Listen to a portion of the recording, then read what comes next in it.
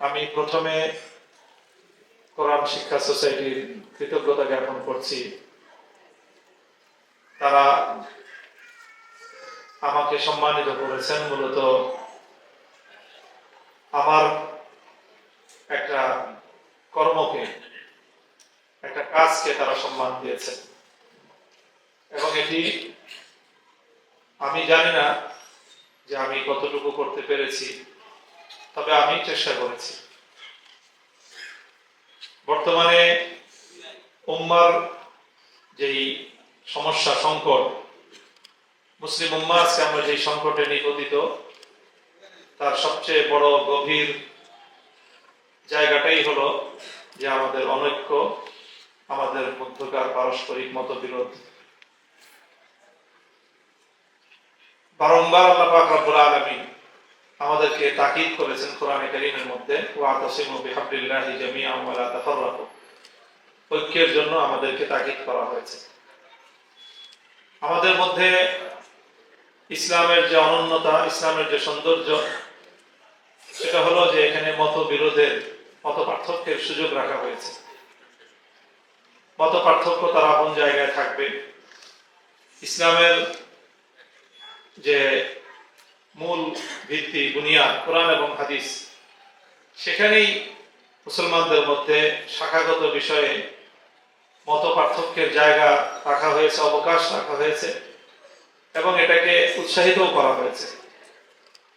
কিন্তু মৌলিক জায়গায় মুসলমানরা যেন তাদের অভিন্ন স্বার্থের ক্ষেত্রে তারা যেন ঐক্যবদ্ধ থাকে, সেটার প্রতিও তাকিদ করা হয়েছে।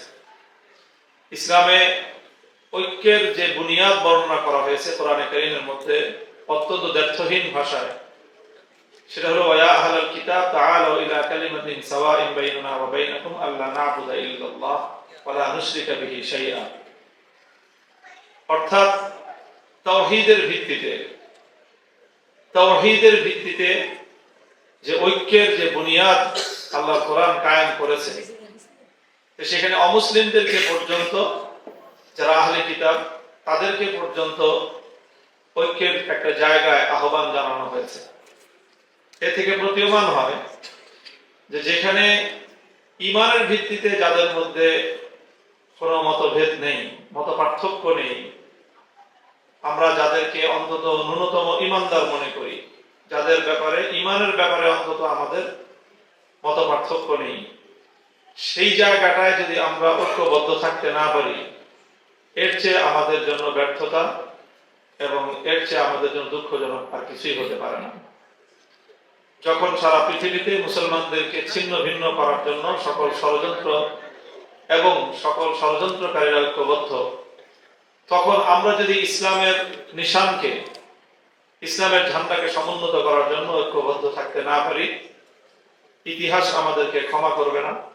আল্লাহ এবং তার রাসূলের কাছে, এই উম্মার কাছেও আমাদেরকে দুনিয়া এবং আখিরাতে জবাবদিহি করতে হবে।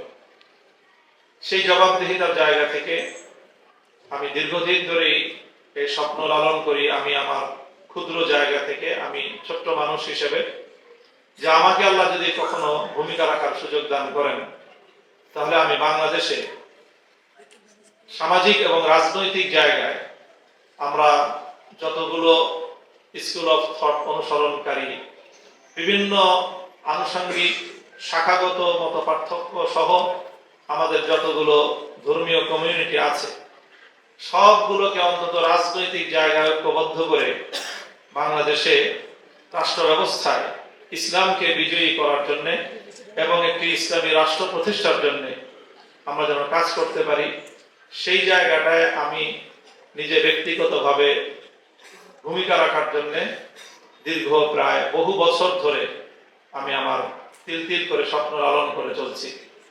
2013 সালে প্রায় 3 মাসের জন্য যখন আমি কারাবন্দী হই, তখন কারাগারে নির্জন সেই সময়টাতে আমার মধ্যে এই চিন্তাটা খুব বেশি বদ্ধমূল হয়, এবং আমি তখন সুনির্দিষ্ট টার্গেট এবং সুনির্দিষ্ট একটা লক্ষ্যমাত্রা নির্ধারণ করি যে এটা নিয়ে আমি কাজ করব।